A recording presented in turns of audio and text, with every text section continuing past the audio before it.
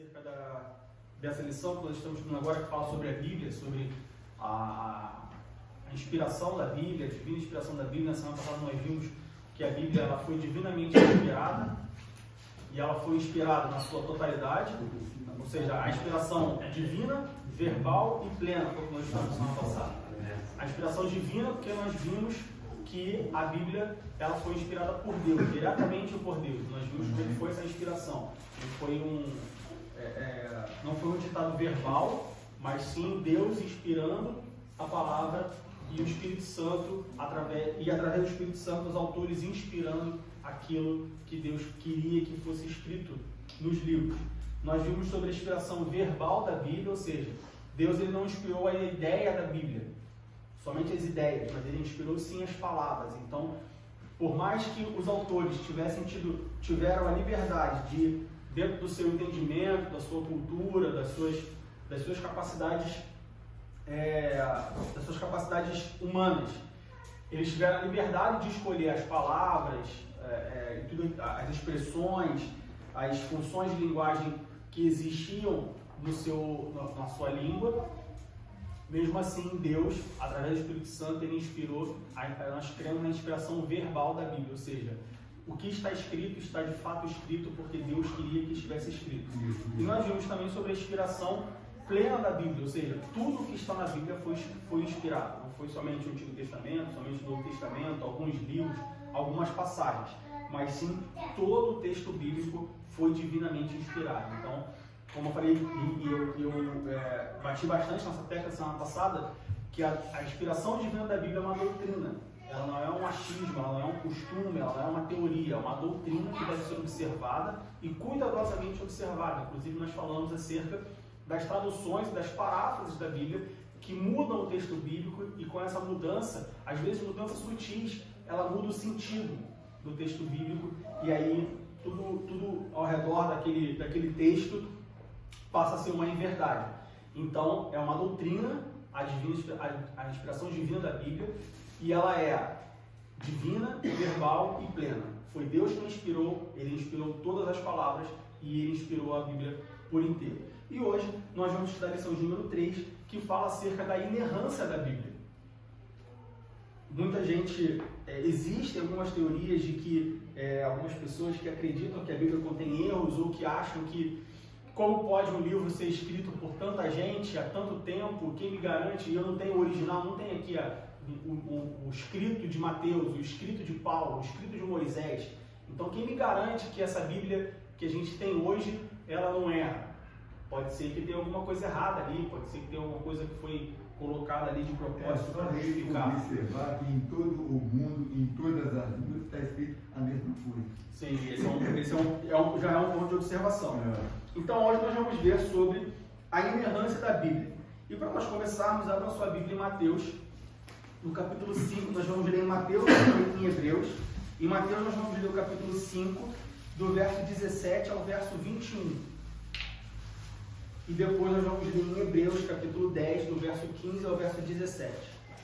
Então, primeiramente, Mateus, capítulo 5, do verso 17 ao verso 21. Que diz assim: Não cuideis de mim destruir a lei ou os profetas. Não vim abrogar, mas cumprir. Porque em verdade eu vos digo que, até que o céu e a terra passem, nem um jota ou um tio se omitirá da lei sem que tudo seja cumprido. Qualquer, pois, que violar um destes menores mandamentos e assim ensinar aos homens, será chamado menor no reino dos céus. Aquele, porém, que os cumprir e ensinar, será chamado grande no reino dos céus. Porque vos digo que, se a vossa justiça não exceder a dos escribas e fariseus, de modo nenhum entrareis no reino dos céus. Ouvistes que foi dito aos antigos: não matarás, mas qualquer que matar será réu. É o 21, está fora. É só até o 20, perdão. E vamos ler Hebreus capítulo 10. Hebreus capítulo 10, do versículo 15 ao versículo 17. Versículo 15 e 16, perdão.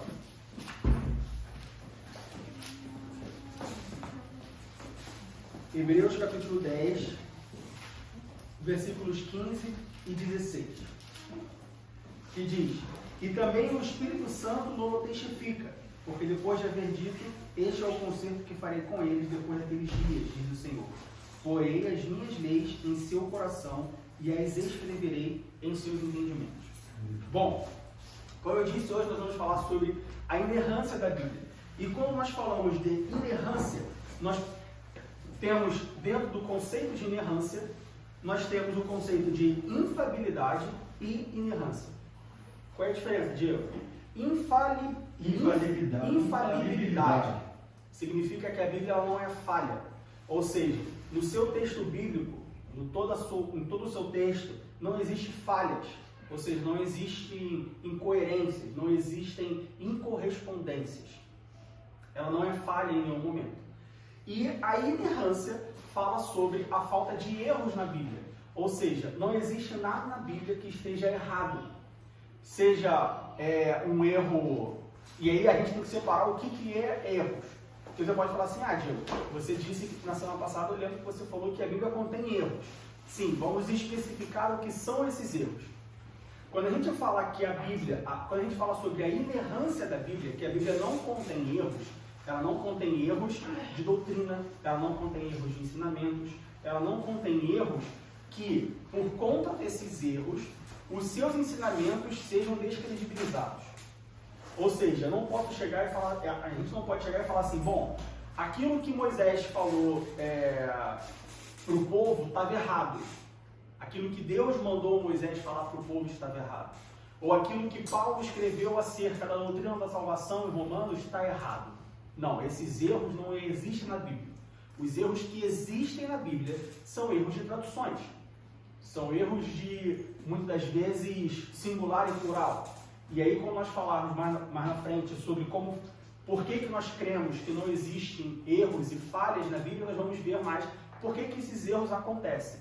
Mas é importante nós sempre termos em mente que, embora nós tenhamos erros de gramática, erros de plural e singular, erros de concordância, erros de números, enfim, esses erros pequenos, vamos dizer assim, nenhum desses erros invalidam a mensagem da Bíblia ou o seu conteúdo.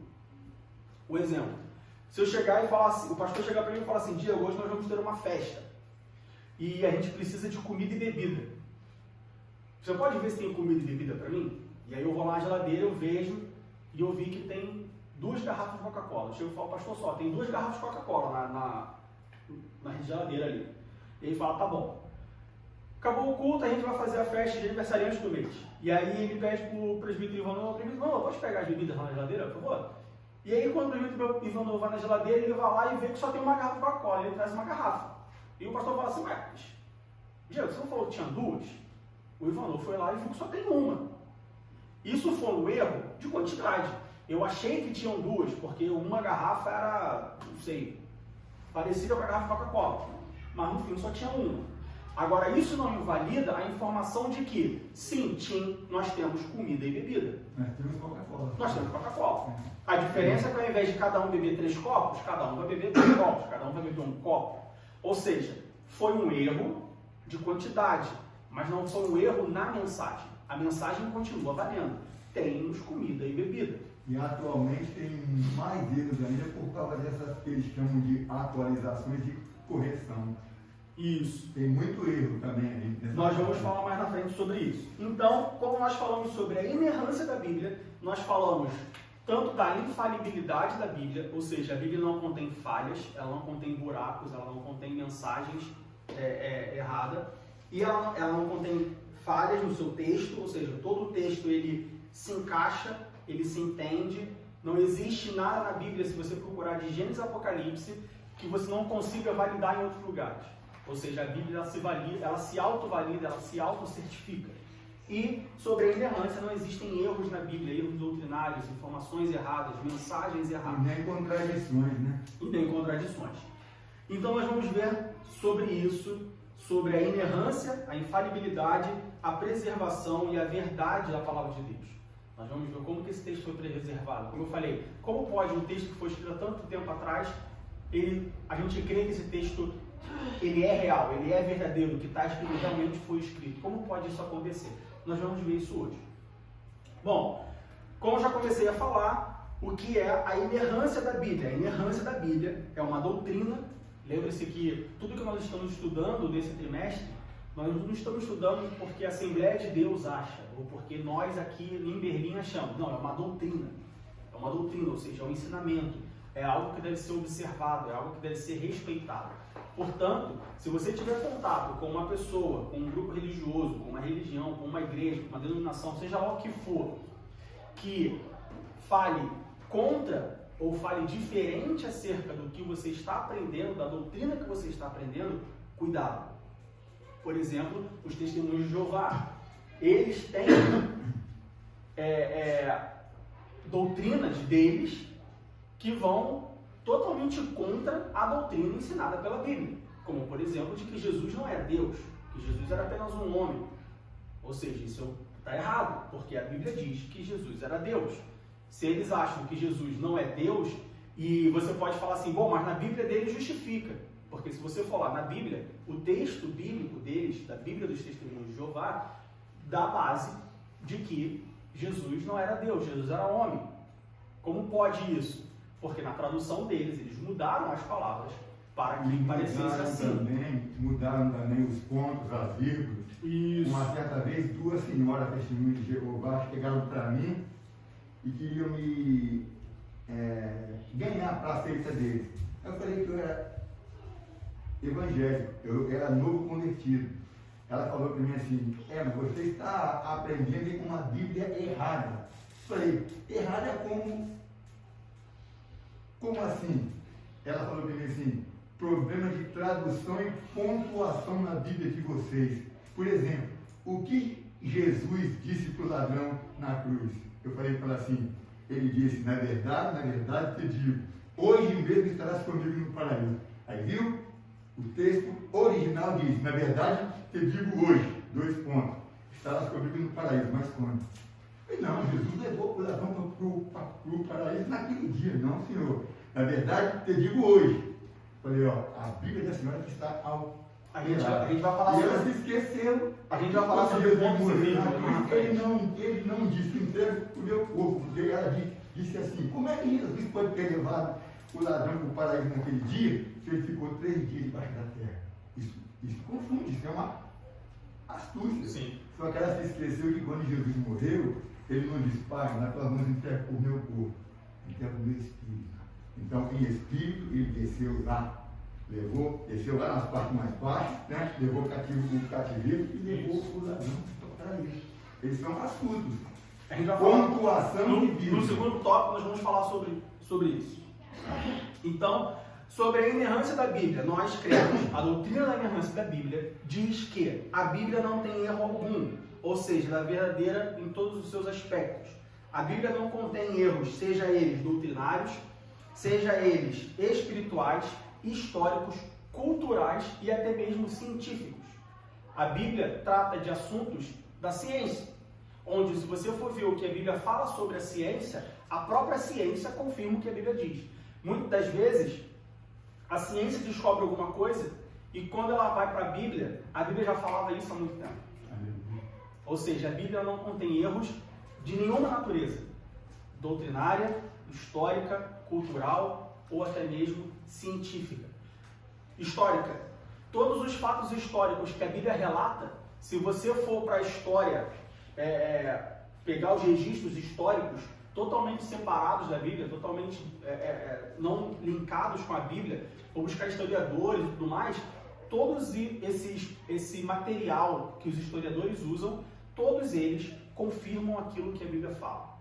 Então nós vemos que em toda a sua totalidade não existe nenhum erro na Bíblia de nenhuma natureza, nem doutrinário, que é o mais importante para nós, ou seja, todas as doutrinas que estão na Bíblia, elas não são erradas, elas são verdadeiras, elas são diretamente de Deus para a nossa vida, ou seja, nós não podemos falar que essa doutrina é somente para os israelitas, essa doutrina é somente para a igreja primitiva, essa doutrina é somente para nós. Não. A Bíblia não é um cardápio onde você pode escolher qual doutrina você quer, porque uma doutrina se aplica mais a mim ou a você, para nós ou para quem viveu há 2000 anos atrás. Não, todas as doutrinas da Bíblia, elas estão certas, elas não possuem erros. A Bíblia ela não possui erros históricos, ou seja, não há nada na Bíblia, nenhuma passagem histórica, nenhum fato histórico comentado na Bíblia que não tenha sido verdade, ou que contradiga aquilo que historiadores conseguiram levantar por meio de escavações, por meio de material histórico e tudo mais.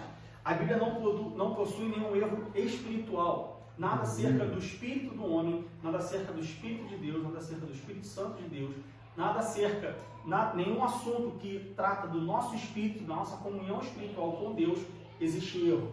A Bíblia não possui nenhum erro cultural, ou seja, muita gente fala assim, mas isso está escrito na Bíblia, mas na verdade, no dia a dia dos judeus, não era assim que funcionava. Tem uma coisa, não, tudo que a Bíblia fala sobre a cultura dos judeus e de todos os povos que ali estão, que na Bíblia estão descritos, todas essas informações culturais são de fato verdade. Sempre que você for conversar com qualquer pessoa que estuda, ou que já estudou os povos que estão descritos na Bíblia, você vai ver que as culturas, as informações culturais, elas batem.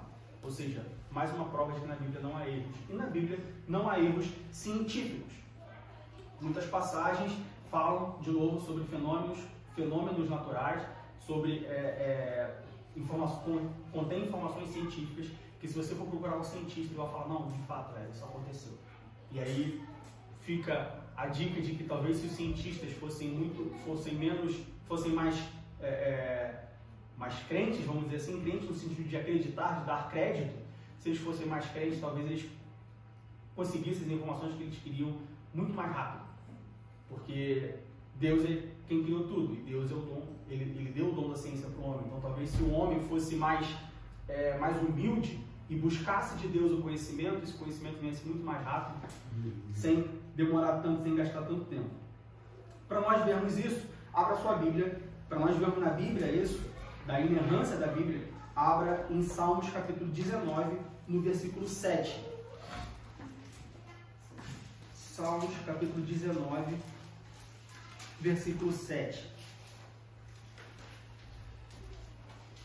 Que diz: a lei do Senhor é perfeita e refrigera a alma. O testemunho do Senhor é fiel e dá sabedoria aos simples. Versículo 8 também. Os preceitos do Senhor são retos e alegram o coração. O mandamento do Senhor é puro e alumia os olhos. Versículo 9.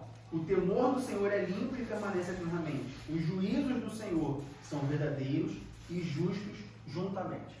Ou seja, no versículo 7 diz que a lei do Senhor é perfeita.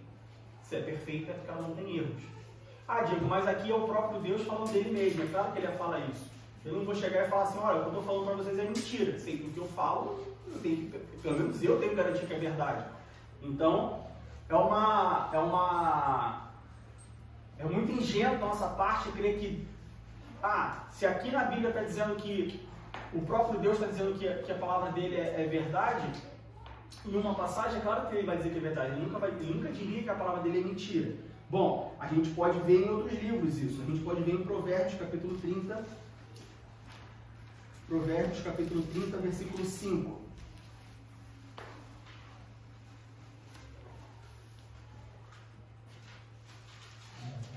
Provérbios capítulo 30, versículo 5. Toda palavra de Deus é pura, escuro é para os que confiam nele. Vamos ver também Salmos capítulo 18, versículo 30. Salmos capítulo 18, versículo 30.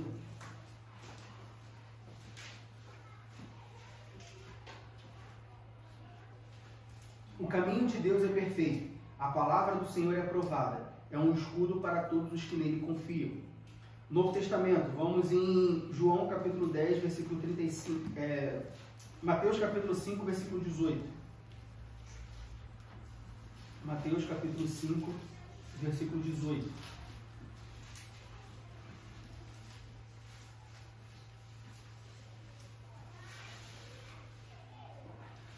Porque em verdade vos digo que, até que o céu e a terra passem, nem um jota ou um tio se omitirá da lei, sem que tudo esteja cumprido. E esse é um bom ponto para nós validarmos a inerrância da Bíblia.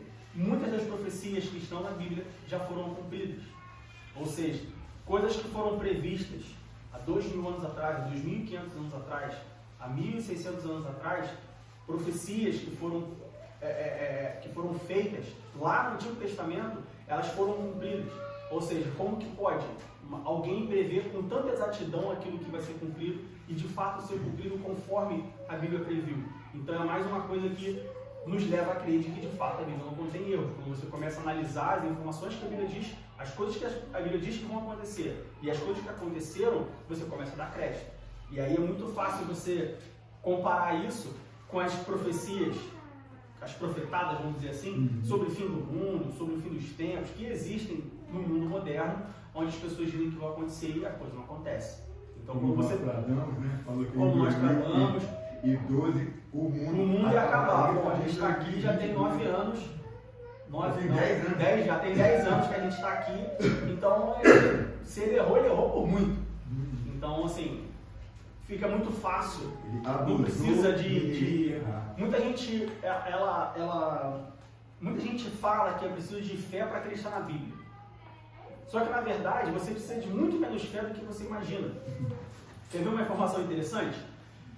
Os textos, e aí eu já vou entrar no segundo tópico, é que os textos bíblicos, as validações dos textos bíblicos, o que significam essas validações? Ou seja, quando as pessoas pegam os manuscritos, de novo, não existem os textos originais, mas quando as pessoas pegam os manuscritos, os diversos manuscritos que existem, e elas comparam para verificar a autenticidade do texto bíblico, esse intervalo entre o texto ser escrito e o texto ser verificado da Bíblia, ele é muito menor do que a validação dos textos de, por exemplo, filósofos gregos, filósofos romanos.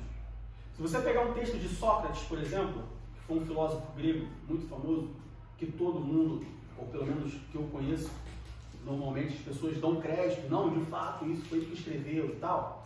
O tempo que demorou para Sócrates escrever o texto dele, até alguém, ou um conjunto de pessoas, validar que de fato foi aquilo que Sócrates escreveu, é muito maior do que o texto bíblico. Então, se alguém um dia chegar para você e falar assim, porque você precisa de muita fé para acreditar na Bíblia. Pergunta para ele, como você acredita em Sócrates? Não, acredito, claro, e certamente vai acreditar, porque as pessoas que levantam essa questão são pessoas céticas, são pessoas ateus, são pessoas que elas não acreditam no texto bíblico, mas elas acreditam nos escritos que, como eu disse, demoraram muito mais tempo para serem validados. E como nós sabemos, é muito mais fácil você validar algo que acabou de acontecer. Aconteceu um assunto aqui. Se daqui a uma semana você perguntar para alguém que esteve aqui, alguém perguntar para alguém que esteve aqui, se aquilo foi verdade, é muito mais fácil de você validar que aquilo foi verdade do que se alguém perguntar daqui a 2 anos, daqui a 3 anos, daqui a 4 anos. Então, quando nós comparamos, de novo, o tempo que demorou do texto bíblico ser escrito à data que o texto bíblico foi validado, ele é muito menor do que textos dos filósofos gregos que todo mundo acredita. Então, assim, não precisa de fé para você acreditar que a Bíblia é verdade. Basta você querer.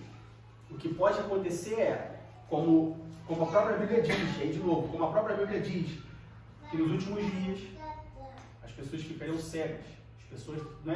Muitas vezes as pessoas não creem, não é porque elas não têm fé, não é porque elas duvidam, é porque elas estão cegas espiritualmente. Muitas vezes é uma cilada do inimigo. Durante muito tempo, o diabo quis que o texto bíblico não chegasse às pessoas. Hoje não adianta mais ele não querer isso, porque não tem como. Depois que Gutenberg inventa a prensa, o texto bíblico ele é produzido de uma forma muito mais rápida. É muito mais rápido produzir um texto do que destruir um texto. Então hoje, o objetivo do inimigo não é que as pessoas não tenham acesso ao texto, mas sim que elas não acreditem no texto. Ou que esse texto venha distorcido de alguma forma, que possa confundir as pessoas. Então não precisa de fé para crer na Bíblia. Você só precisa, se você usar a mesma métrica, a mesma régua que você mede a veracidade de textos históricos, se você usar a mesma medida, você vai certificar de que a Bíblia, de fato, o texto que nós temos hoje, ele é de fato o texto que foi escrito há 2.000 anos atrás, há 1.000 anos, há 3.000, 4.000 anos atrás. Na verdade, acho que precisa de mais fé para acreditar na teoria da criação do mundo. Para mim parece Pois é. uma loucura. Pois é. A ideia deles. É verdade. Você precisa de muito mais fé para crer que tudo que existe hoje veio de uma explosão do que para crer que existe A um Deus. perfeição do corpo Mas humano ninguém na pensa numa natureza coisa, né? sai de uma explosão, né? O que foi que explodiu? E quem criou aquilo que explodiu? Não tem para onde correr, não. Tudo leva a Deus mesmo. Mas será que não é difícil, mais difícil hoje as pessoas acreditarem na palavra porque não tem, assim, não, a gente não tem, assim, não tem ninguém que viveu aquela época que hoje, que está aqui, tipo assim, a gente tem os documentos, tem aqui a palavra, sim, mas a gente não tem a matéria, a pessoa que passou por tudo aquilo e que aconteceu, que escreveu, que viveu, que viu Deus, ou que não viu. Então, mas se for por aí, Da mesma forma quem que disse não pra... tem Platão mais, não tem Pois é. Galileu. Se for por aí, Platão, Mas ele existiu. e E houve povos. o Mas quem Deus disse que ele fez existiu? também existir, irmão. É isso aí, é isso Quem que disse eu que ele falei existiu? na primeira aula também. foi o que o presbítero Ivanov falou. Quem disse que Pedro Alves Cabral descobriu o Brasil? Quem garante? Quem garante? que isso é legítimo? E ó, aconteceu há 500 anos atrás. Quem garante que foi ele? Aí você fala assim, não, claro que foi ele. Porque está escrito que foi ele. Não, não. Quem foi o primeiro índio que Você veio tem, pra cá? você tem a Quem foi pra lá? carta, você tem todos os escritos, você tem a história. Sim, foi ele. E é isso que eu estou falando agora. O tempo entre o texto bíblico ser escrito por Paulo, por exemplo, e o tempo entre o texto de Paulo ter escrito as cartas dele e as cartas de Paulo terem sido verificadas e atestadas como verdadeiro, os manuscritos, o tempo que isso demorou para acontecer é infinitamente menor do que o tempo que demorou de Aristóteles, Platão, Sócrates ter escrito os seus escritos e a humanidade ter validado e atestado aquilo como verdade. Então, se você chegar para mim e falar assim, se alguém chegar para mim e falar assim, olha só, a Bíblia não é verdade, porque a gente não tem Paulo mais. A gente não tem o escrito de Paulo de próprio punho. Não existe isso. O que nós temos é manuscritos, cópias, aí eu vou falar sobre esse processo. Interessante. É que tem São cópias, são manuscritos, mudou muita coisa. E aí eu te respondo e aí, se alguém me perguntar isso, eu retorno com uma pergunta. Então, como que você acredita que o que Galileu escreveu, que o que Sócrates escreveu, que o que Platão escreveu, você garante que isso é verdade? E muita gente diz crer na palavra de Deus, mas crê na mitologia grega. O próprio nome já diz, mitologia. Vem de mito. Mito é uma fantasia, é uma astrologia. Isso não existe. Mas não sei, porque na cabeça dele, tipo assim, igual a guerra. Aconteceu a guerra, morreu um milhão de pessoas. Tá. E como que as pessoas acreditam que houve aquela guerra? Por que elas acreditam que aconteceu aquela guerra? Se for uma guerra moderna, as pessoas acreditam que elas viram. Segunda Guerra Foram Mundial. muitas pessoas que viram. Então, Segunda Guerra Mundial. Por que as pessoas acreditam que a Segunda Guerra Mundial Pouca aconteceu? gente que viu Que nem normalmente, que nem agora, ultimamente, porque muita gente acha que tem falado que o Holocausto não existiu. E o que isso é um absurdo? Porque você tem há 60 anos atrás, aconteceu, há 80 anos atrás.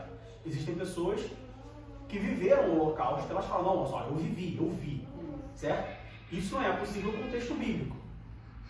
Mas o que é possível com o texto? Por que nós cremos que o que está na Bíblia é verdade? Porque através da forma como os escritos foram passados adiante, você pega esses escritos e você consegue validar eles. Vamos lá. Vamos entrar logo no segundo tópico para ficar mais fácil. Existem dois tipos de texto. Existem os autógrafos e os manuscritos. O que é um autógrafo? É um texto que eu mesmo escrevi. Então, se eu pegar aqui agora e eu escrever 20 de fevereiro de 2022, 10h45 da manhã, Assembleia de Deus Berlim, Escola Bíblica Dominical, lição de número 3. Isso é um autógrafo. Aí o presbítero Ivanov pega esse texto, você pega esse texto, o pastor pega esse texto, o diácono Vinícius pega esse texto. E aí vocês falam assim, bom, só existe o autógrafo desse texto. Mas isso é uma informação muito importante. Isso não se pode perder. A data de hoje, o que nós estudamos, isso é uma coisa magnífica. Então vamos perpetuar esse texto. Então o que a gente faz? A gente faz um manuscrito, a gente faz uma cópia. Então vocês três vão fazer uma cópia desse texto. Cada um leva para sua casa. Você vai ter netos. E você vai chegar para os seus netos um dia e falar assim, olha só, tem um texto aqui que foi escrito pelo presbítero Diego no dia 20 de fevereiro, e isso é muito bom, isso é uma coisa, isso é uma relíquia. Vamos fazer mais cópias, e você faz mais cópias. O presbítero Ivanor é a mesma coisa, faz mais cópias. Diácono Vinícius é a mesma coisa, mais cópias. Ou seja, mais manuscritos foram feitos. Vai chegar um tempo, daqui a 200, 300, 400 anos, que como que a gente vai validar que aquele manuscrito foi de fato verdade? Já que você tem o seu estilo de escrever, o presbítero Ivanor tem o dele, o Diácono Vinícius tem o dele. Você pega todos esses textos e você joga um texto contra o outro, para ver se ele se valida. Então, por exemplo, o teu texto original, o teu manuscrito original, você tem, sei lá, 200 cópias. O do presbítero Ivanor, o manuscrito original dele tem 150 cópias. E o do Diácono Vinícius tem 343 cópias. Você vai pegar todas essas cópias e você vai validar se as cópias de fato, se elas dizem a mesma coisa. Primeiro, se elas falam a mesma coisa dentro da sua base. Então você pega todas as cópias do manuscrito da Letícia e vê se eles dizem a mesma coisa. Depois você pega todas as cópias do manuscrito do presbítero Ivanor, depois do manuscrito do Diácono Vinícius e vê se fala a mesma coisa. Bom, fala. Então nós temos o texto, a cópia base, vamos dizer assim, dos manuscritos da Letícia, dos manuscritos do Ivanor, dos manuscritos do Vinícius. E aí você compara o texto base das cópias desses três manuscritos e vê se eles falam a mesma coisa. Depois que eles falam a mesma coisa, bom, de fato, então, se de todas as cópias dos três manuscritos, se eles dizem a mesma coisa, se eles têm a mesma informação, bom, então, o que aconteceu no dia 20 de fevereiro de 2022, isso é uma verdade. Esse é assim, é claro que é muito superficial a forma como nós chegamos ao texto bíblico hoje. De novo, nós não temos os autógrafos do texto bíblico. Isso é uma coisa impossível, por conta do tempo, por conta das guerras, por conta... Você não vai ter o autógrafo da maioria dos textos antigos que você vai encontrar hoje. Talvez você consiga um autógrafo, sei lá, de Galileu, de Da Vinci, né? Talvez não, você consegue autógrafos desse pessoal que viveu há 500 anos atrás, 600 anos atrás, 700 anos atrás. Porque isso é muito recente. Por mais que 700 anos, não, 700 anos é pouquíssimo tempo. Ainda mais comparando com a Bíblia, que tem coisa de 4 mil anos atrás. Então, esses autógrafos da Bíblia é impossível de se conseguir. Assim, isso não é uma exclusividade da Bíblia. Assim como é impossível você conseguir os autógrafos do Império Romano, os autógrafos dos gregos, os autógrafos dos persas, os autógrafos da dinastia chinesa. Você não vai conseguir os autógrafos. O que você consegue são manuscritos. E qual é a diferença entre autógrafos e manuscritos? Autógrafos, como eu disse, são os textos originais, são os escritos. Os manuscritos, eles também são textos originais. Você não pode falar assim, nós temos o texto original da Bíblia? Sim, nós temos. Nós temos os manuscritos, não os autógrafos. Porque embora os manuscritos sejam cópias, eles continuam sendo originais. Eles não são cópias, não são falsos, eles são originais. Mas, de novo, são manuscritos, não são autógrafos. E o que são os manuscritos? Bom, você certamente já leu na Bíblia sobre os escribas. Os escribas eram uma classe de pessoas onde a função deles era fazer cópia dos autógrafos, ou cópia dos manuscritos.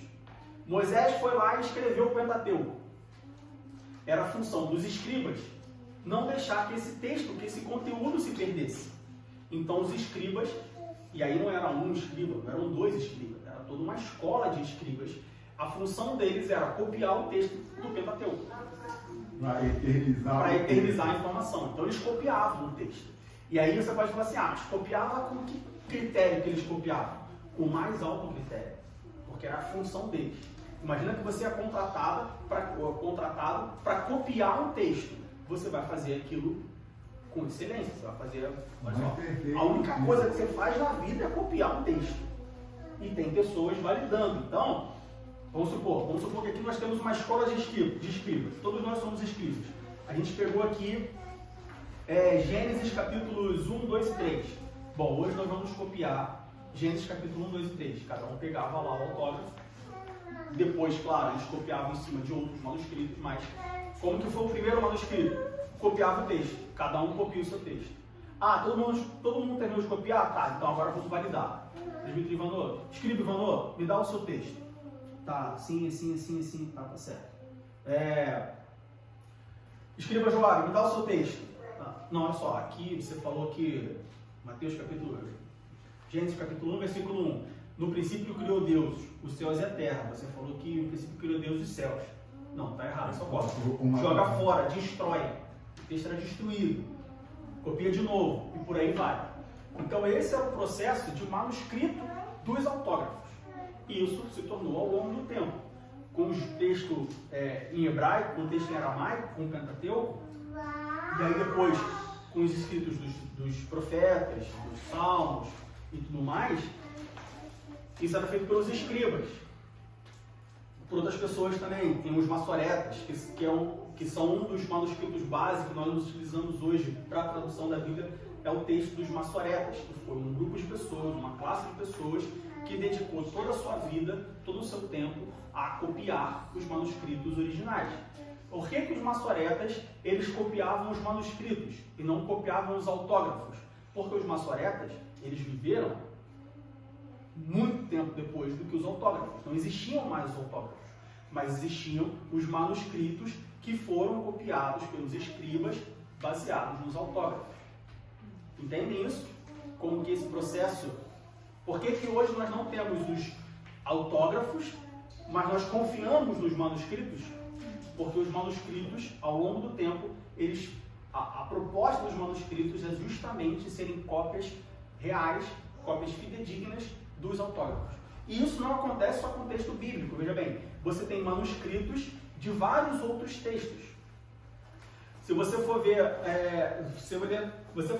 a última grande descoberta em termos arqueológicos sobre os textos bíblicos foram os manuscritos do Mar Morto, 1940, 1950, 1940, por aí, década de 40.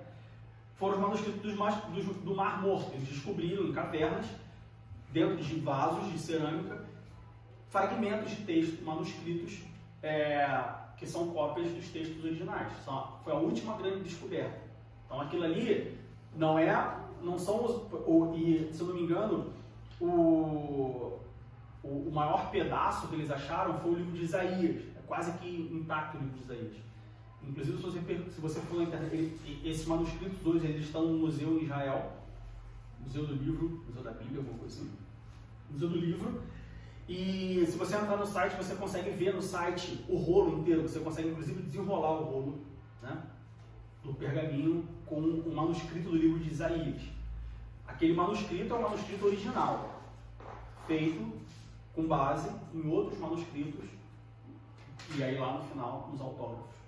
E por que nós cremos que esses manuscritos são de fato verdade?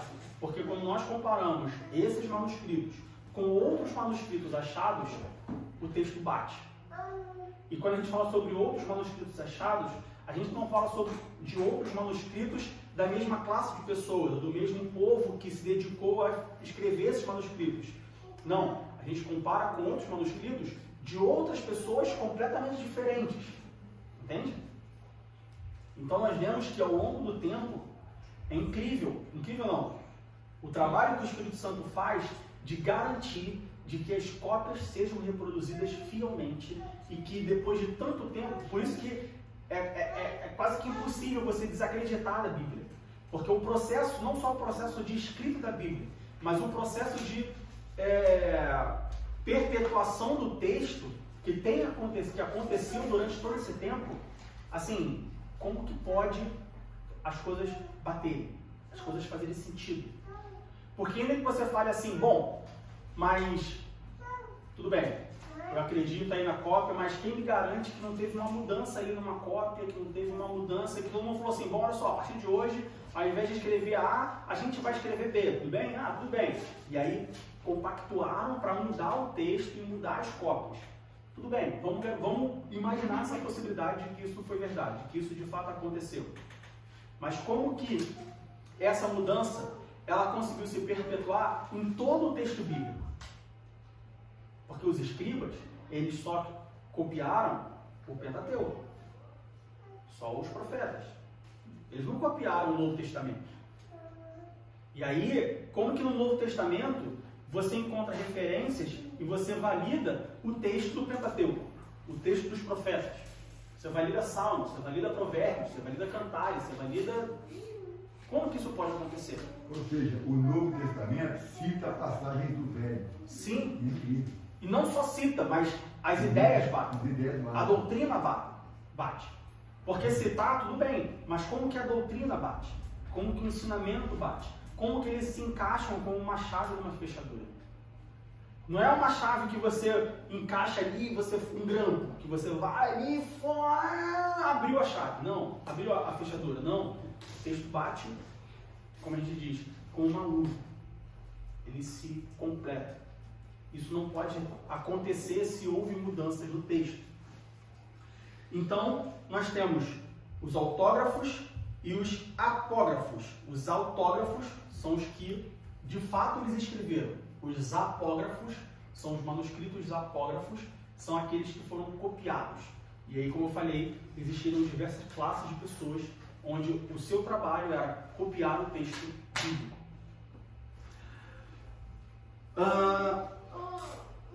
Acerca dos manuscritos e do texto bíblico, nós temos também, além dos autógrafos e dos apógrafos, nós temos os apócrifos. O que são os manuscritos apócrifos, ou os livros que vêm a ser os livros apócrifos? São livros, são manuscritos que foram encontrados, mas que não foram validados como divinamente inspirados e por isso não entraram no cânon bíblico, ou seja, não entraram na Bíblia. Por quê? Porque aconteceu justamente ao contrário do que a gente acabou de falar. Eles acharam esses manuscritos que, de novo, não são autógrafos, são apógrafos, ou seja, são cópias dos textos autografados. Eles acharam esses escritos, eles começaram a usar a mesma metodologia para validar se aqueles escritos eram de fato originais, eram de fato verdades, e foram encontrados erros. Erros no sentido de falta de coerência, falta de explicação, ou encontraram coisas que dizia ali, mas que não dizia nos outros textos, que não conseguiam validar nos outros textos, e aí por isso eles são considerados apócrifos, que são os mais famosos. Existem vários, os mais famosos são os livros que a gente encontra na Bíblia Católica, por exemplo. Você tem Macabeus, Judite, Baruque, você tem vários Tobias, você tem vários livros. E aí todo o livro não foi validado, ou só pedaços dele, ou todos capturados? Não vou dizer isso, mas assim, eu diria que não todo o livro, né, mas parte do livro, e aí se você invalida parte, assim, eu não sei te dizer se existe algum livro apócrifo onde todo o livro foi invalidado. Eu diria que não, mas não sei te garantir isso. Mas partes desse livro certamente foi invalidado. E aí, porque uma parte foi invalidada, é invalidado tudo. Porque senão não faz sentido, né? Então eu vou tirar só a parte que eu acho que foi invalidada, tá? Mas e o resto? Então, ainda que você encontre uma parte. Por isso que, de novo, o processo de compilação do texto bíblico, ele é um processo muito crítico. Ele é um processo muito específico, um processo muito meticuloso. Que não, assim, se você rejeita esse processo, se você, como consequência disso, descredibiliza a Bíblia, você tem que descredibilizar muitos outros textos que nós utilizamos no nosso dia a dia, porque foram feitos com um critério muito mais baixo. Muita gente... Por que a igreja cristã escolheu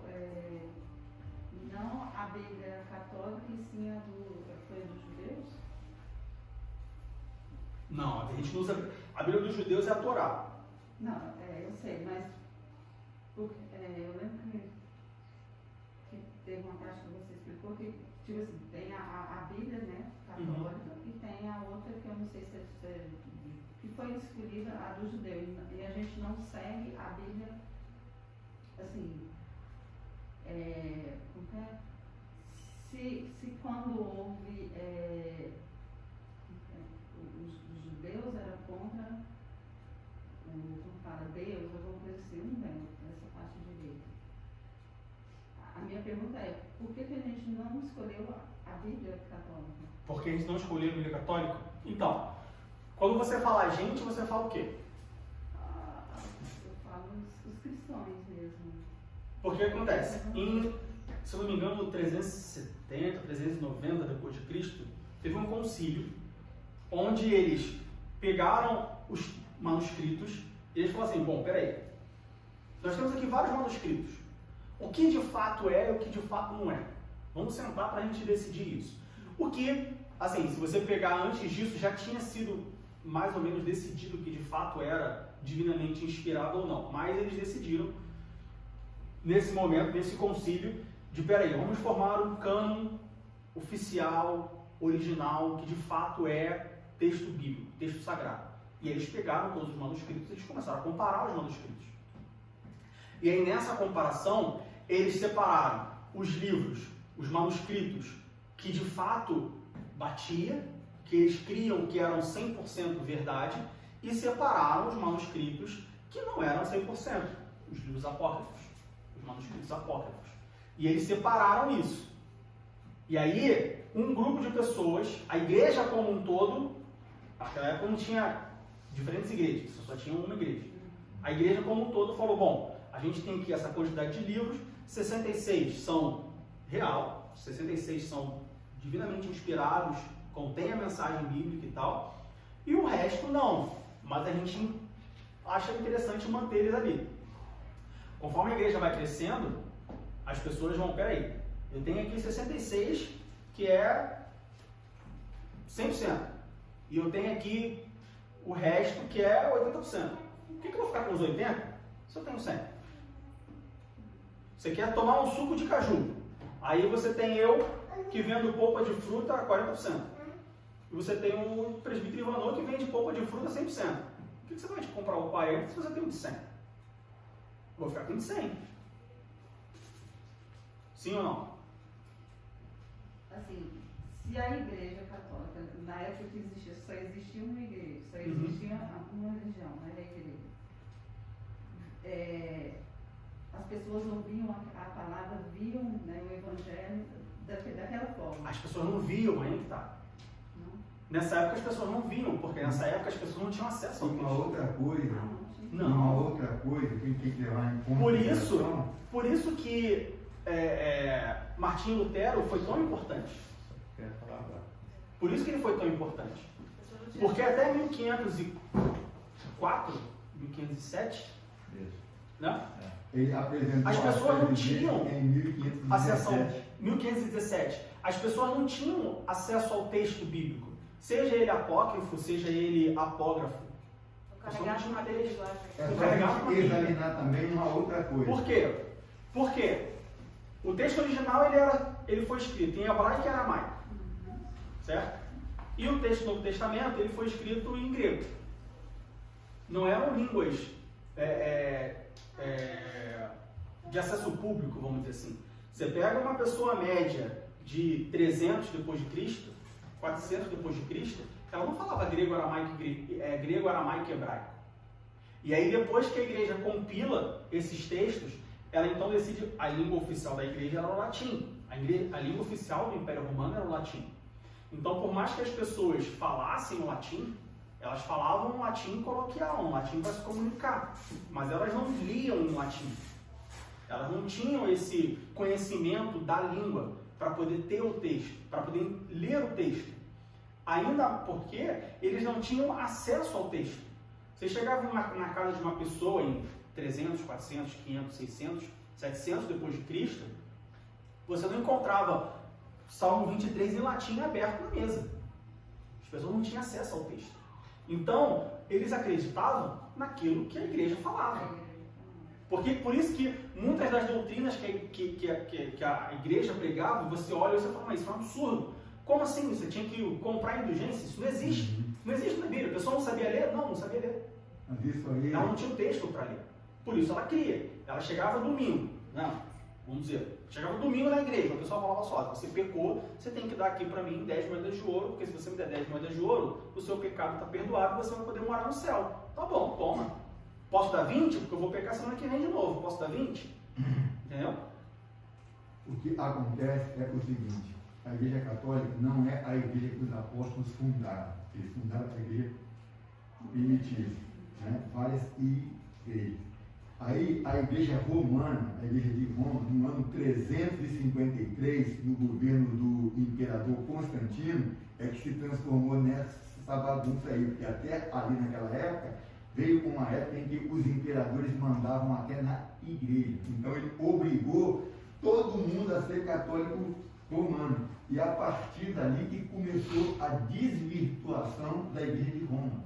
E quando Paulo fundou, era uma igreja correta.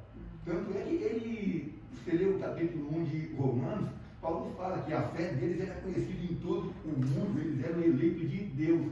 Aí, a partir do ano 353, ele surgiu a Igreja Católica Romana, como nós conhecemos hoje. Já tem erro até no próprio nome. Católica significa universal. Apostólica, baseada na doutrina dos apóstolos. Então, se ela é universal, como é que ela pode ser romana? Então, entendeu? Aí, a partir de 353, é que virou essa bagunça. Aí vieram os concílios e vamos adotar a mariolatria, indulgência, e é por isso que a gente não lê a Bíblia Católica.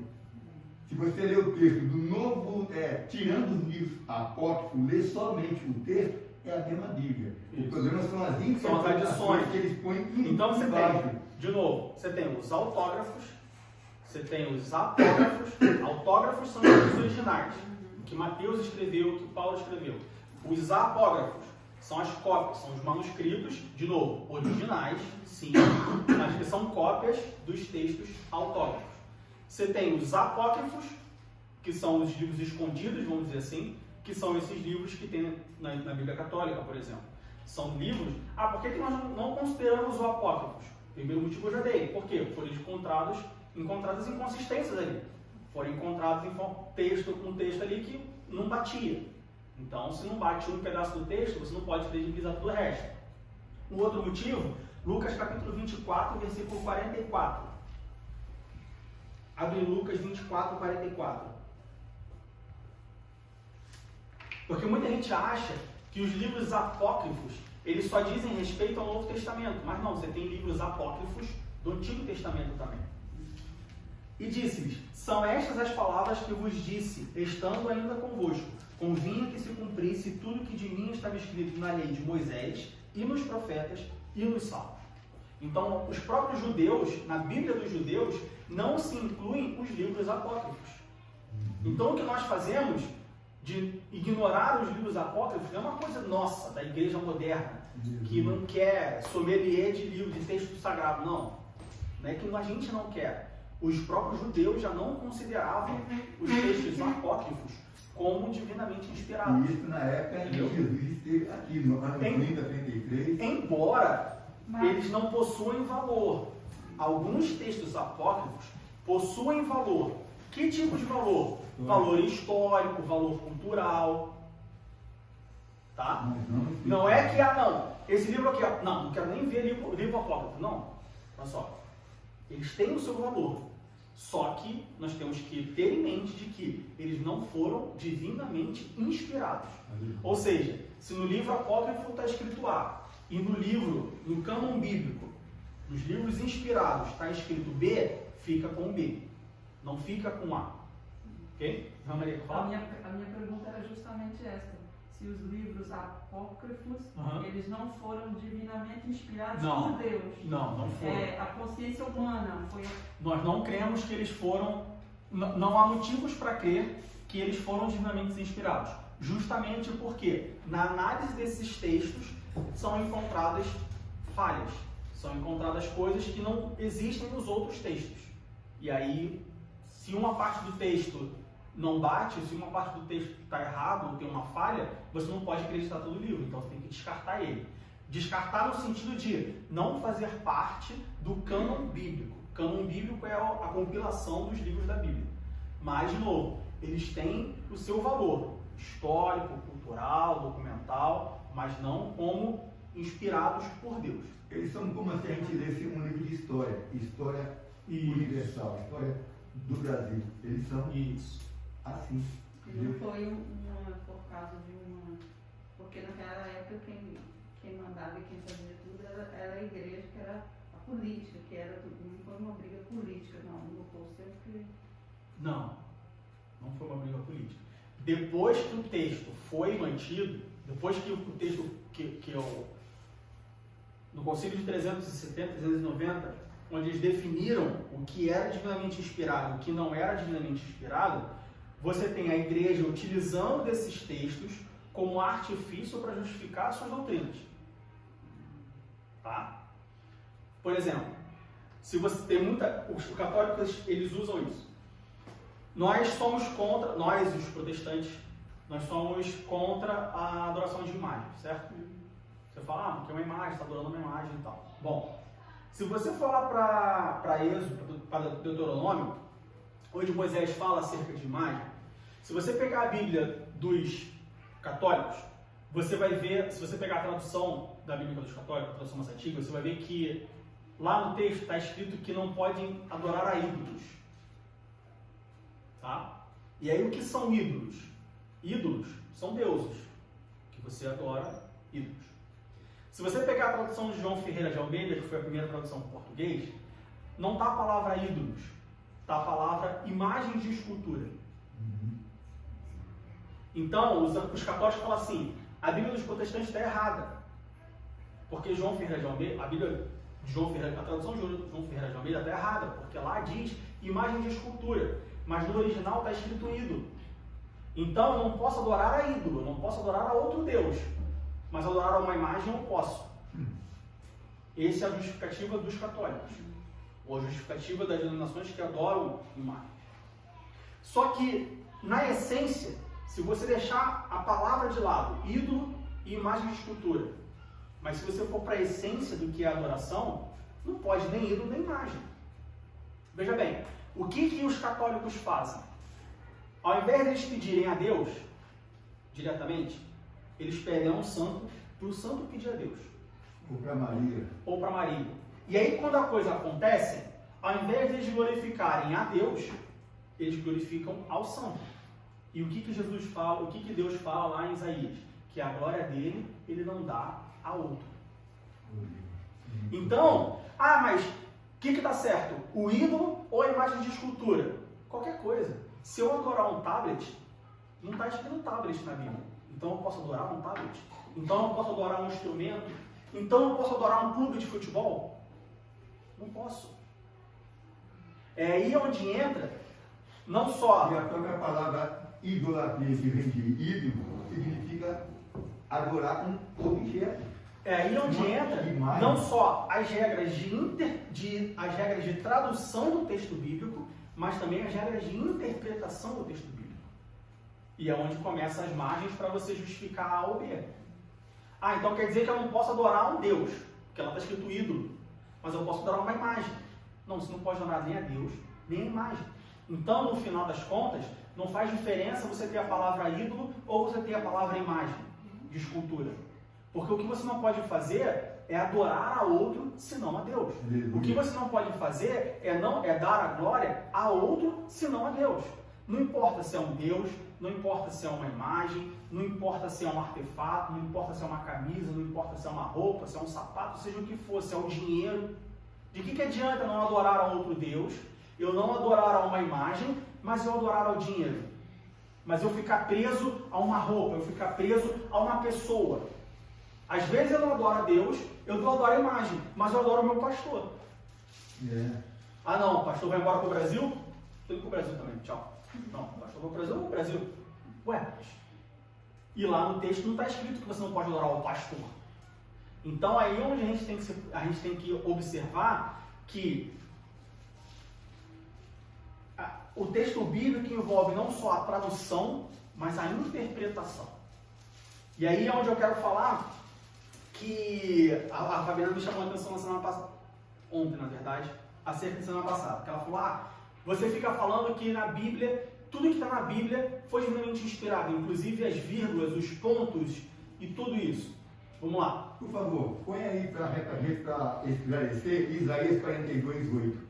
Ali fala de outrem, e fala que esse outrem se refere a ídolo, né? A outro Deus da ídolo. E a imagem, olha, eu sou o Senhor, este é o meu nome, a minha glória, pois a outrem não darei. Então, a outro Deus ou a outro ídolo, nem o meu louvor às imagens. A outra é qualquer coisa.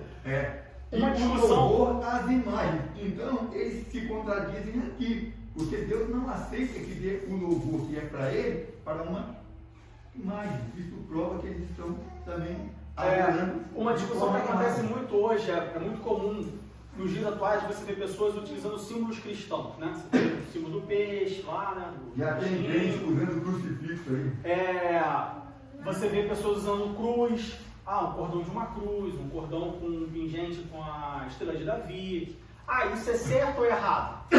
A Bíblia não lembra de certo e errado. Mas a pergunta é, por que proposta você está usando aquilo? Você quer usar aquilo para mostrar que você é crente? Bom, você pode mostrar que você é crente com o seu testemunho. Não adianta você usar um cordão com uma cruz, não um crucifixo, tem uma diferença, cruz e crucifixo. Você usar um cordão com uma cruz, mas você não mostrar no dia a dia com os seus atos que você é um cristão. Bom, não faz diferença. Mas se nessa você tem uma palavra de Deus, está escrito como Deus, eu amo Deus, ou Deus, quer dizer que ela está adorando aquela cruz. Então, não sei, esse é o ponto. Aquilo para você é apenas um objeto de vestimento, é apenas uma coisa que você usa porque você usa, ou aquilo é um objeto que é como se fosse um amuleto. Isso. Não, quando eu uso um cordão com a cruz, eu me sinto protegido, eu sinto a presença de Deus em mim. Então, se eu sair de casa sem aquela cruz, ou se eu sair de casa sem a estrela de Davi, parece que eu saí pelado, eu tenho que voltar para casa e botar. Não, aí já é outra coisa. Entende? Por isso que é importante não só as regras de tradução, mas as regras de interpretação. Como eu disse, o que a Fabiana falou, você disse que as vírgulas, os pontos foram divinamente inspirados. Vamos lá. Se você pegar o texto, o manuscrito, e aí por que você fala manuscrito e não os autógrafos? Porque os manuscritos, como nós já falamos, são cópias fiéis, fidedignas dos autógrafos. Então, quando eu pego o manuscrito bíblico, eu sei que ali está exatamente como estava no original, no autógrafo de próprio punho dos profetas, enfim, dos autores da Bíblia. Se você pegar o texto manuscrito, ele não vai ter ponto, ele não vai ter vírgula. Então, se algum de vocês pegar o manuscrito e falar assim, bom, o Diego está mentindo para mim, porque o Diego falou para mim que os pontos e as vírgulas foram inspirados por Deus, mas eu estou aqui com o texto original, bíblico, e não tem ponto e vírgula. Então, o Diego está mentindo. Eu não estou mentindo para você, eu vou te explicar. No texto, no manuscrito, não tem ponto e vírgula. Por que não tem ponto e vírgula no manuscrito? Porque não existia ponto e vírgula na época. Assim como, se você pegar a sua Bíblia, Lucas capítulo 24. Existem línguas até hoje que não tem ponto e vírgula. Lucas capítulo 24. Na sua Bíblia, provavelmente deve ter em cima o título, a Ascensão. Isso, você abrir qualquer passagem na sua Bíblia, vai ter um título, no início de capítulo. Esse título não está na Bíblia, não está no manuscrito bíblico. Por quê? Porque o manuscrito,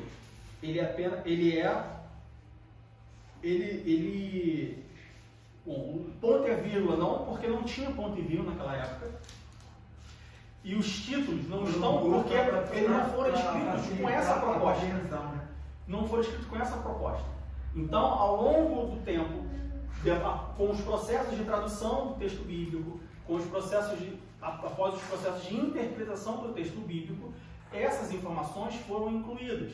Ou seja, você pega um texto em hebraico e um texto em aramaico, ele não tem ponto e vírgula. Como você traduz isso em português? Você precisa parar para respirar. Você vai ler direto, sem respirar? Você precisa ter ponto e vírgula. Então, o tradutor, o que ele faz? Ele pega o texto, ele lê, e ele fala assim, bom, no princípio criou Deus os céus e a terra. Tá. Esse criou esse verbo, ele significa uma coisa. E aqui no versículo 12 ele significa outra. Bom, então aqui tem um espaço de tempo, aqui eu vou ter um ponto.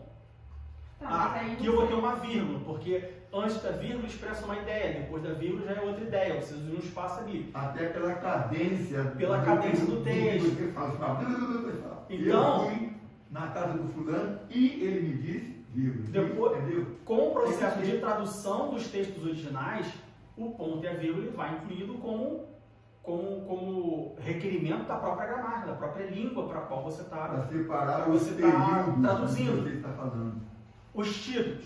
Por que os títulos foram incluídos? Bom, você tem um texto, imagina você, capítulos, versículos. No texto, no manuscrito, não tem capítulo e versículo. É verdade. Os capítulos, a separação entre capítulo e versículo, ela foi incluída agora, recentemente. 500 anos atrás, 1000 anos atrás, recentemente, no sentido de facilitar a compreensão do texto. Você poder separar o texto. Por isso que, quando você abre lá, eu não vou dizer a passagem, então o pastor provavelmente vai saber, que fala que Jesus estava no templo e ele abre o texto e ele aponta onde estava É Lucas 4. Isaías. Ele cita Isaías 61. É em Lucas capítulo 4. Aí eles dão o livro para ele ler. Aí não sei se é essa passagem que fala que esta palavra se cumpriu hoje diante de vós.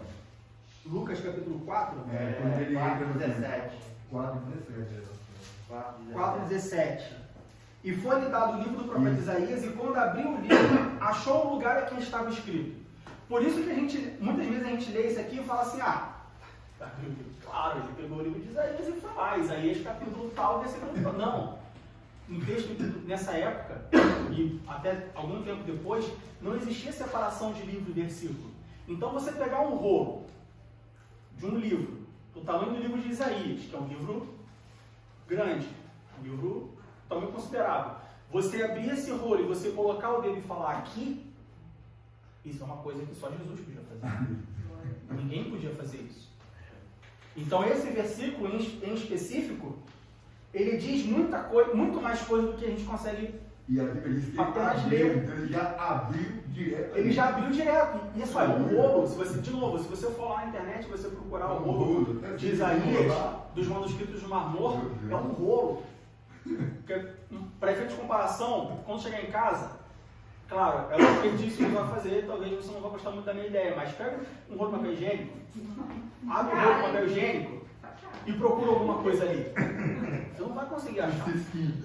Então, de novo, nos manuscritos não tem ponto, não tem vírgula, não tem capítulo, não tem versículo, não tem tipo. Isso foi atribuído depois. Diego, então o texto foi modificado? Não, o texto não foi modificado. Ele foi adaptado, vamos dizer assim, mas não no sentido de mudar o sentido do que estava escrito ali. As palavras não foram modificadas. Então por que você diz, e você já falou isso várias vezes, que tudo que está na Bíblia foi divinamente inspirado? Inclusive os pontos e as vírgulas. Porque olha que coisa maravilhosa, se você pegar um texto e você tirar uma vírgula do lugar, você vê que ele não faz mais sentido.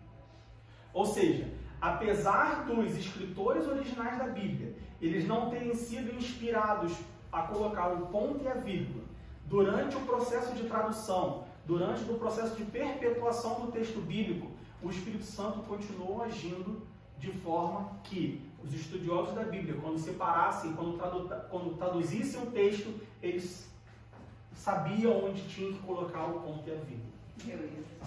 Tanto que se você mudar o ponto e a vírgula de lugar, o texto perde sentido. Porque cada pessoa interpreta, tipo assim, não é que interpreta.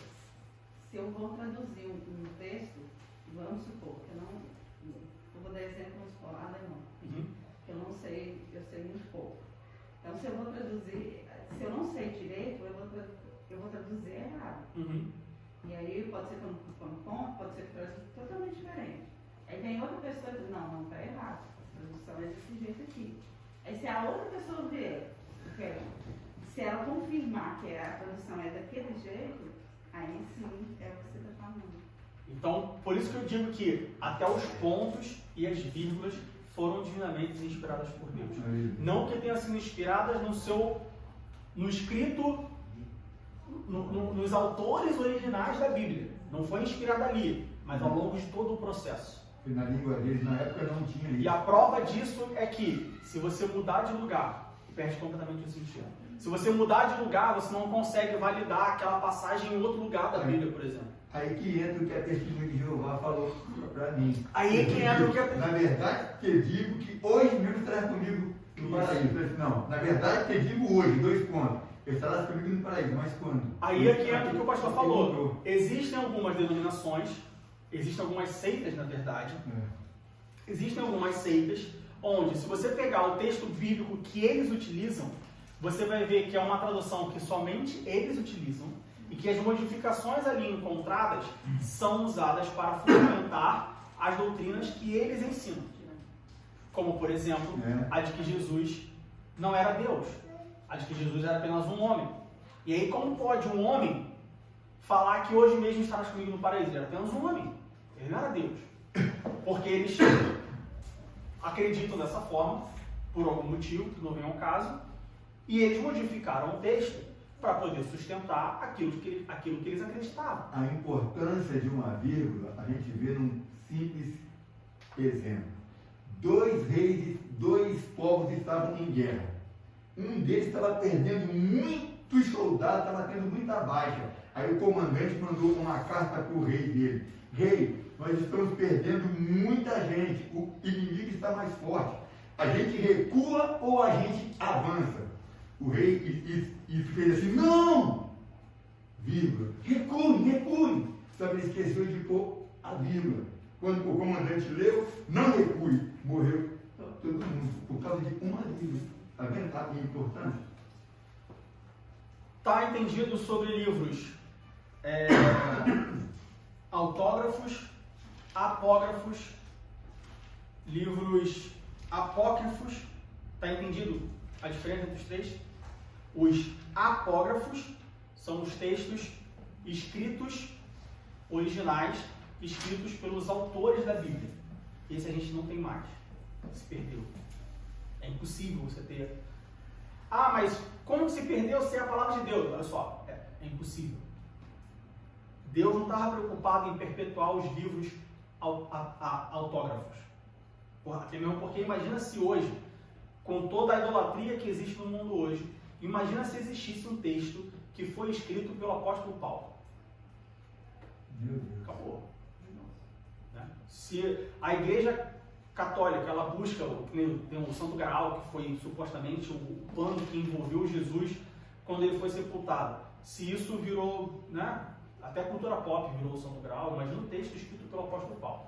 Então, que idolatrar tudo, né? Então você pode ter certeza de que essa não era a prioridade de Deus quando ele inspira Paulo ou qualquer outro autor da Bíblia a escrever aquilo que ele tinha que escrever. Então você tem os livros autógrafos.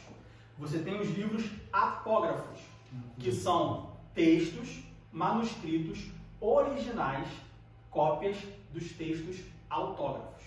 E aí, como nós falamos, existiram várias classes de pessoas onde o seu objetivo, a sua proposta era fazer cópias fiéis.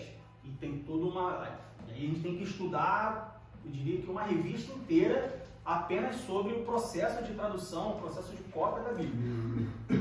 E existem os livros apócrifos, que são livros escondidos, livros que foram descobertos, mas que não foram encontradas evidências de que a sua totalidade, ou seja, tudo que estava naqueles livros, foram de fato inspirados por Deus. Por isso, eles não fazem parte do cânon bíblico, dos 66 livros que nós cremos que foram inspirados por Deus. Algumas denominações, algumas igrejas utilizam esses livros como parte do cânon bíblico, como a Igreja Católica, ou seja, na Bíblia Católica você vai encontrar esses livros, mas nós, cristãos, protestantes, não cremos nesses livros, não utilizamos esses livros como, de novo, como palavra inspirada por Deus.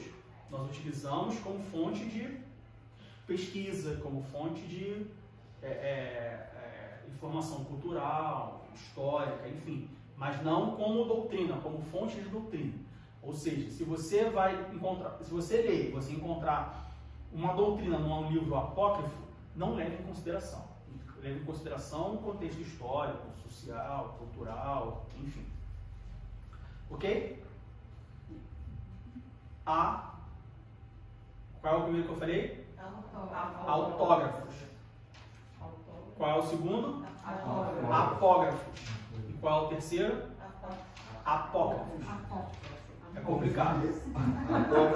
É complicado, mas o importante é vocês saberem os três tipos de livros, para vocês saberem não só no que vocês estão lendo, no que vocês estão crendo, mas qual é a fonte disso, qual é a origem disso. Tá? Muita gente acha, por exemplo, que os manuscritos eles são os originais da Bíblia. Não são. Vamos lá. O que é o original da Bíblia para você? É o que Paulo escreveu? Então não é. É o que Isaías escreveu? Então não é. Mas eles são originais no sentido de que foram escritos por pessoas que copiavam os livros autógrafos, os manuscritos autógrafos. Indo para a nossa última parte da lição, acerca da verdade na Bíblia. Como nós falamos, hoje nós estamos vendo a inerrância da Bíblia. A doutrina da inerrância da Bíblia diz que a Bíblia é inerrante, ou seja, ela não contém erros, ela não contém nada que não esteja certo, que não esteja correto, ela não contém nada que se contradiga, ela não tem nada que não sirva para nós. Todo o texto sagrado, de Gênesis a Apocalipse, ele serve para nós, assim como ele serviu para quem viveu há 500 anos atrás, assim como ele serviu para quem viveu há 1000 anos atrás, assim para quem ele serviu na época em que ele foi escrito. Não existem erros na Bíblia. E a doutrina da inerrância da Bíblia também fala da infalibilidade do texto bíblico. Ou seja, não existem falhas, não existem buracos no texto, não existem coisas no texto que falam assim, não, mas isso aqui não está batendo. Não, só, Davi escreveu isso aqui, Paulo escreveu aquilo lá, Paulo e Pedro, por exemplo, não, Paulo, porque Paulo e Pedro, muita gente acha que Paulo e Pedro tinham uma rincha. Não, Paulo e Pedro não tinham rincha, eles não eram inimigos, tá? Eles apenas tinham um foco diferente. Paulo para os gentios, Pedro para os judeus. Paulo escreveu A, Pedro escreveu B, isso aqui está meio diferente, em quem que eu vou acreditar, com quem que eu vou ficar? Não existe falhas na Bíblia. É como Paulo e Tiago. Paulo fala que Abraão foi salvo pela fé e Tiago fala que a salvação é pelas obras. Quer dizer, não é contradição. Não é contradição. Então, sobre a inerrância e a infalibilidade da Bíblia, a Bíblia não contém erros, a Bíblia não contém falhas, a Bíblia ela contém a verdade. Abra sua Bíblia em João, capítulo 14, versículo 6.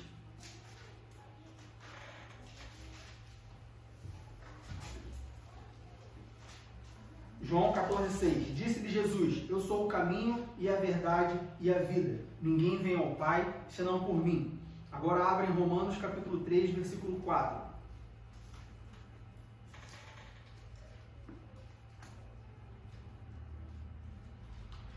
De maneira nenhuma, sempre seja Deus verdadeiro e todo homem mentiroso, como está escrito, para que seja justificado em tuas palavras e venças quando fores julgado. Agora João capítulo 17, versículo 17.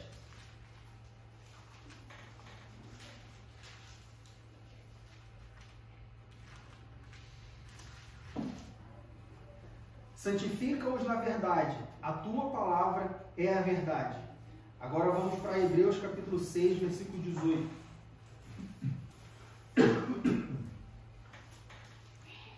Hebreus 6, 18.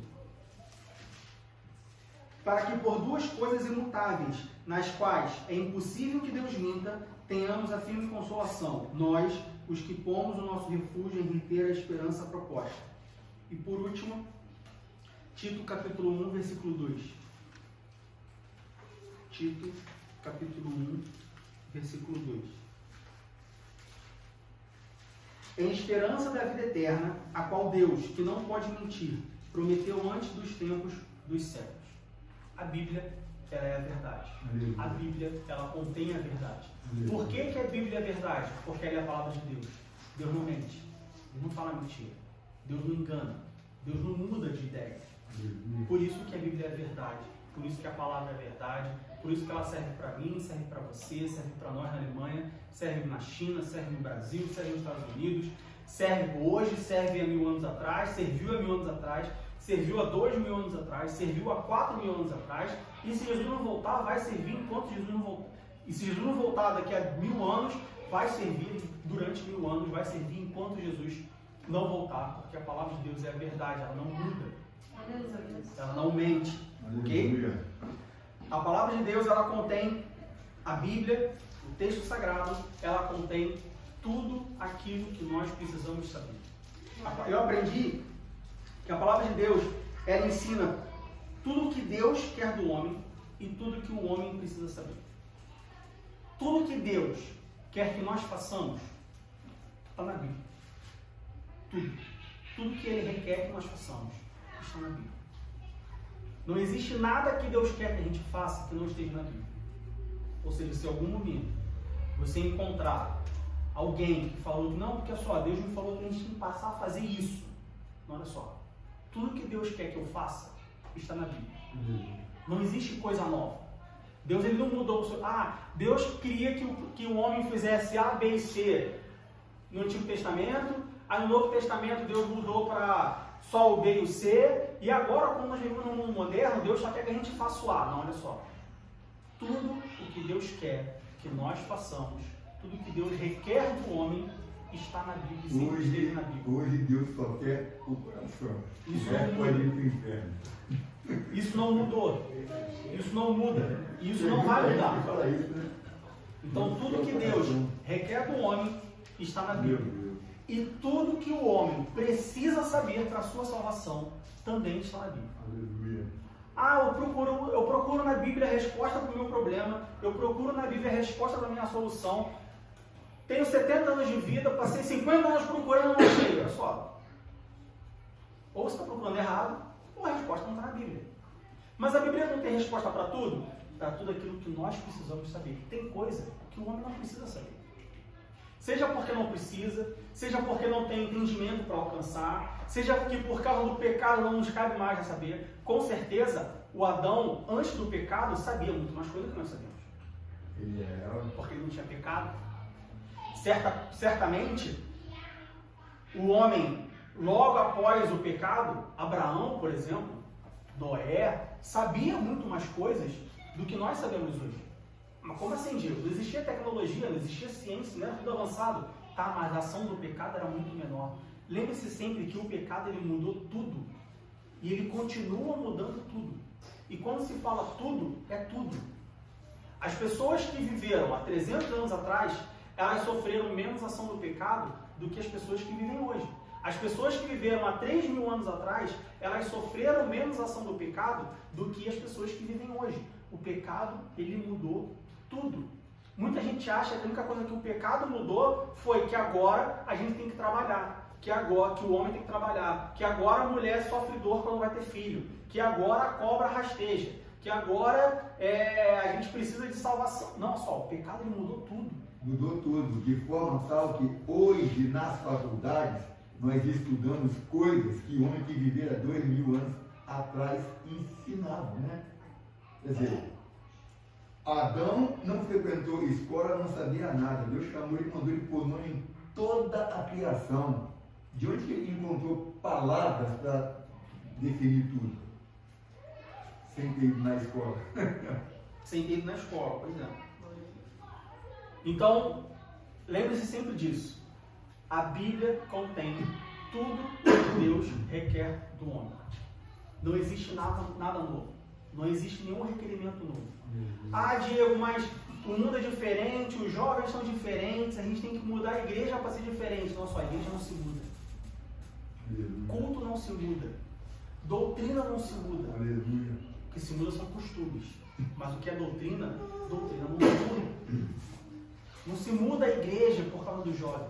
O jovem que tem que se mudar a igreja. Que tem que mudar por causa da igreja. Não se muda a igreja por causa do velho. O velho tem que mudar por causa da igreja. A igreja não muda por causa de ninguém. São as pessoas que têm que mudar por causa da igreja. O pastor ele vive falando, a igreja hoje entra como está e fique como quer. Não. Entra como está e fique como tem que ficar. E fique como a Bíblia quer que você fique. Eu falo isso porque em isso relação das igrejas que estão aqui. Isso. As igrejas novas que, né? Fique como Deus quer ficar. Isso está na Bíblia. A Bíblia contém tudo que Deus requer de nós. E a Bíblia contém tudo que nós precisamos saber acerca da nossa redenção. Tudo que for fundamental para nós sabermos, para que nós possamos ser redimidos pelo sangue de Jesus vertido na cruz do Calvário e voltarmos a ter comunhão com Deus, está na Bíblia. Se você tem qualquer outro questionamento que você não encontra a resposta na Bíblia, talvez seja porque a Bíblia não vai te dar essa resposta. Ah, então eu vou guardar um saquinho da dúvida para quando chegar no céu. Pode ser, mas embora quando você chegar no céu você não vai lembrar que você tinha um saquinho da dúvida. Mas deixa. Se você não está encontrando a resposta, não tente criar a resposta. Muitos dos problemas que nós temos hoje são pessoas tentando criar respostas com base na Bíblia para os seus próprios problemas, A ou para os Bíblia seus diz próprios assim: achismos. as coisas reveladas são para nós e para os nossos filhos, as que não são pertencem a Deus. Tem muita gente correndo atrás de coisas que Deus não revelou, coisas que pertencem somente a Ele. Então isso se chama especulação. Então toma muito cuidado com isso, porque muitas das falsas doutrinas que existem hoje, muitos dos falsos ensinamentos, muitos dos problemas que a igreja enfrenta hoje, ela enfrenta porque em algum momento alguém quis buscar na Bíblia a resposta para algo que ele ou que ela achava que era verdade. E aí acaba distorcendo o texto bíblico. Abra sua Bíblia em 2 Pedro capítulo 1, versículo 21.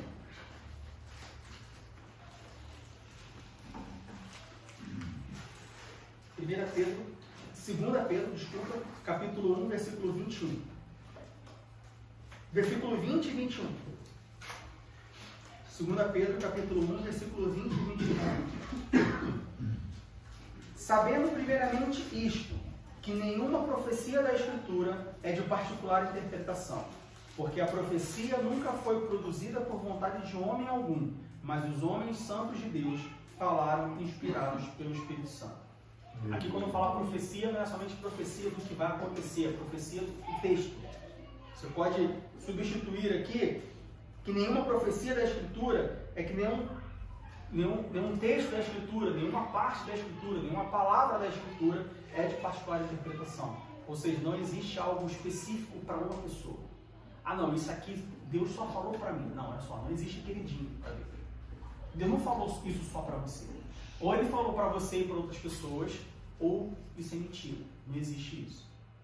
No versículo 21, porque a profecia nunca foi produzida por vontade de homem algum. Nada que está na Bíblia porque alguém quis que estivesse na Bíblia. Mas os homens santos de Deus falaram, escreveram, idealizaram, inspirados pelo Espírito Santo. Ou seja, a Bíblia não contém erros. A Bíblia não contém falhas. A Bíblia só contém a verdade. E a verdade que está na Bíblia é tudo aquilo que Deus requer de nós e tudo aquilo que nós precisamos saber para a nossa redenção. Qualquer coisa que fugir disso, corra. Qualquer pessoa que falar para você diferente disso, fuja. Feche os ouvidos, corre, ora. Porque a estratégia do inimigo para distorcer aquilo que Deus disse. Ok? Estamos confiados assim? Que Deus nos abençoe em nome de Jesus. Na semana que vem nós temos a lição de número 4. Não faltem, não cheguem atrasados. Tragam suas dúvidas. Ah, mas a minha dúvida é boba. Não existe dúvida boba. Existe dúvida. Não existe dúvida. Dúvida é dúvida. É melhor você tirar uma dúvida boba do que você ficar com a dúvida boba. Porque a dúvida boba, ela pode ser uma brecha para destruir a sua vida. Então, melhor você vir e fazer a pergunta que você... Veja bem, você acha que é uma dúvida boba? Às vezes pode ser uma dúvida boa. Às vezes pode ser a dúvida de várias outras pessoas que estão com vergonha de perguntar. Então, chegue cedo. Estude. Pergunte. Não tem problema de perguntar. A gente está aqui justamente para aprender. E a gente só aprende se a gente tiver dúvida. Se ninguém tiver dúvida, então todo mundo já aprendeu. Ok?